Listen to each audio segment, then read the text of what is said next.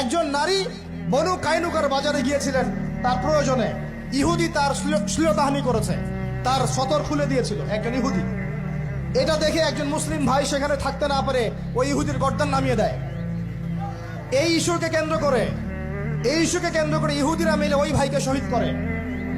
তখন ওই বাজারে ওই ভাই ছাড়া আর কেউ ছিল না, একজনই ভাই ছিল। এরপরে এই মামলা আসলো নবীর দরবারে সাল্লাল্লাহু আলাইহি ওয়াসাল্লাম। এটা মদিনার ঘটনা। নবী সাল্লাল্লাহু আলাইহি ওয়াসাল্লাম ওই সাহাবীকে তো দোষারোপ করেনই নাই, বরং নিজে বর্ম পরে অন্য সাহাবীদেরকে বলেছেন, তোমরা বের হও, আমরা বনু কাইনুকা আক্রমণ করবো, ওকে এখান থেকে বের করে দেবো। একজন দিনী বোনের ইজ্জতের বদলা নেওয়ার জন্য পুরো বনু কাইনুকার ইহুদিদের সাথে যুদ্ধ হয়েছে।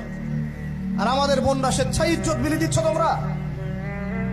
তোমরা হচ্ছে মাটির তলে চলে যাও, তোমাদের বেঁচে থাকার চেয়ে মাটির তলে চলে যাও। তোমরা নিজেরা স্বেচ্ছায় ইজ্জতের বিসর্জন দিচ্ছ।